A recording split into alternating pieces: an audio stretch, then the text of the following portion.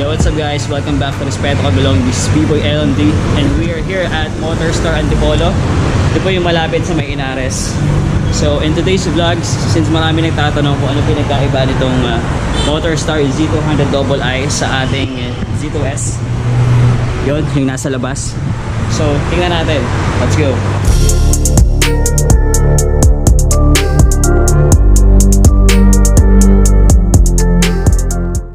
So sa first look pa lang makikita po natin na sa decals niya is laki ng pinagkaiba. So para sa akin, mas nagustuhan ko yung bagong design ng decals nila. Makikita nyo, in-extend nila yung decals. Hindi lang hanggang dito, but all the way here sa tangke. Syempre, ang iconic na logo ng Motorstar. Agila po yan, hindi po yan manok. Very sporty looking. Nice, makikita dito yung pangalan. So pag tinanong kung anong model ng motor mo, puro nyo lang to, Xplorer Z200ii. Syempre, engine wise, same specs, 200cc single overhead cam. And sa mga nagtatanong, hindi po ito push rod, this is timing chain. Yan, para lang po sa kaalaman ng iba. And then ito yung head nya. So medyo pinasimple yung head, wala na po yung parang kilay dito. So nakalagay lang po dito is tong Sporty City or One Sporty City. Let's check out kung ano meron dito sa panel natin. So let's try to open. Ay, wala atang battery. Oh, no. So same gauge. So ito yung mode and control button. Same size ng susi. And sa grip nya, sa hand grip, medyo mas nagustuhan ko ito kaysa dun sa dati kasi mas makapit siya.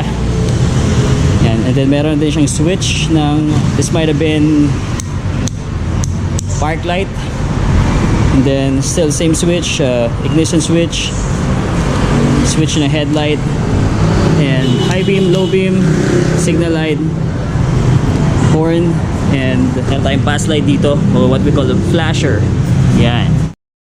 So isa pa sa sa improvement dito sa bike na to is ang gulong. Syempre, ang doon sa lumang Z200S, ang gulong po natin, ang height ng tires po natin is 60 lang. So dito is 70 na siya, and 110 over 60 over 70 by 17, and then sa uli 140 over 70 by 17. So pag nakasakay kayo dito, parang mas malaki, para siya mas lumaki. So kung titingnan, parang mas mataas siya dun sa dating Z200S. At the same time, pag sinakyan nyo, parang nakasakay kayo sa mas malaking bike, but still same engine siya. Performance wise, same lang dun. Napansin ko lang, nagustuhan ko yung bagong design ng engine nya. Check this one out. Wow! Diba? Kumbaga, mas firm yung pagkakagawa ng design ngayon at sandito yung Motorstar. So dati kasi parang nakalubog, ito naman parang medyo nakaangat siya. So still may kickstarter pa rin tayo, same pipe, still disc brake, harap at likod. And syempre, sa mga nakagustuhan ko dito, this is full LED. And isa pa sa improvement ng bike na to is meron na po siyang USB charger, USB charger port. Yan. Yan. So kung mahilig kayo mag-travel, hindi nyo na kailangan mag-install pa ng alam mo yun, ng charger during long ride. So sa mga lumang model, yun yung isa sa mga modification na ginagawa. Pero dito, hindi natin kailangan gawin yun dahil meron po tayong USB charger port. Very nice. So given na magti 3 years na po ang ating Z200S, isa lang po sa mga tip ko sa mga kukuha na ito is syempre tanungin nyo muna yung sarili nyo kung saan nyo gagamitin. So kung pang araw-araw, okay din naman. Just need to get used to it sa mga traffic. So medyo challenging lang siya, pero kaya naman, tamang diskarte lang talaga sa pagsingit-singit sa traffic. At the same time, gas consumption, for almost 3 years na ginagamit ko yung motor ko, naglalaro siya roughly around 30 to 35 kpl. For a 200cc engine, medyo matipid na rin siya kahit paano. This is the same plastic na ginamit nila doon sa mga naunang model. So sabihin na natin na medyo malutong siya. Ano pinaka-iingatan nyo dito guys is itong sa may bandang rear o sa may bandang angkasan. So kung may oras kayo, pagkakuha nyo ng bike na to, una-una nyo i-consider to kasi may mga times talaga na nagka-crack to, nagumupo ka. Yan, so mura lang naman ang pagka-funny fiber. Really fiber lang yung sa loob para mas tumibay siya. roughly around 500 to 600 pesos.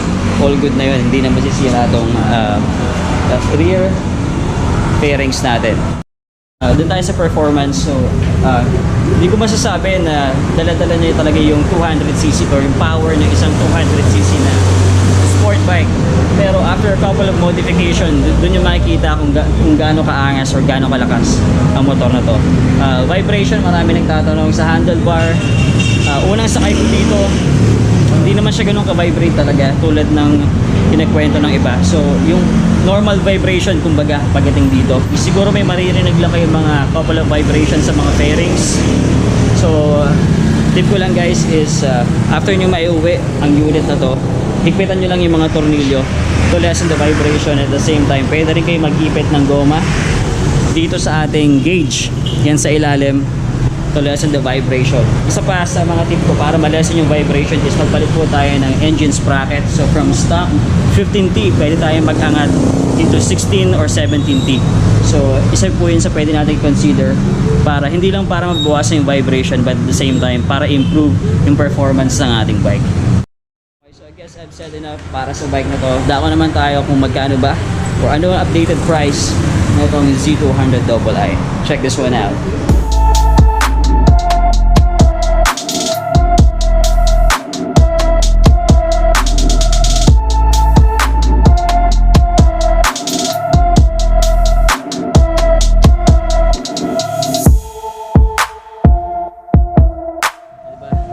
It is very affordable. So yun lang, mag-invest lang tayo sa pan-down payment para makuha natin yung zero interest at low monthly. And syempre, kung gusto nyo mag-inquire about sa motor na to, you can visit any Motorstar branches near you.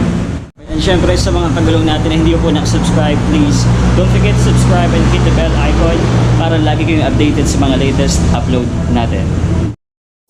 Syempre, bago natin tapusin yung vlog, gusto ko din magpasalamat sa Motorstar Antipolo at napaulakan tayo para i-feature ang kanilang Motorstar Z200ii. So medyo busy lang sila ngayon. Yan. Dito yung mga unit nila. At the same time, para sa mga kagulong natin na nagpa-shoutout, here we go. Unahin na po natin si Gary Kila. Yan, maraming salamat sa panonood. Shoutout naman sa Team Flash 150. Shoutout po sa inyo. And shoutout din kay Stranger Rainer. Yan, planning at nag-iipon na daw siya para bumili ng Z200. Good luck po sa pagkuha. Shoutout din kay Samara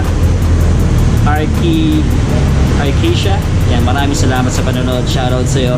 Shoutout din po kay Myrix Patricio. Yan, all the way from Mindanao. Maraming salamat sa panonood. Shoutout din kay JM. Thank you so much for watching. And last but not the least, kay Tristan Eliano Manalo. Maraming salamat sa panonood, brother. Big salute sa'yo. And shoutout sa Big Bear Motovlog. Supportahan po natin. And sa mga kagulong natin na gusto magpa-shoutout, just post your comment below at may mention natin yan sa mga next upload natin. Yeah. Alright, so I guess that's pretty much it. I hope maraming mga katanungan na nasagot dito sa vlog na to. And again, kung meron pa kayong mga further question, just post your comment below at i-discuss natin yan sa comment section. And kung umabot kayo sa point na to, maraming salamat sa panonood. Again, my name is B-Boy LD and you're watching Respeto, Kagulong. Just be safe always and enjoy every ride. Bye for now.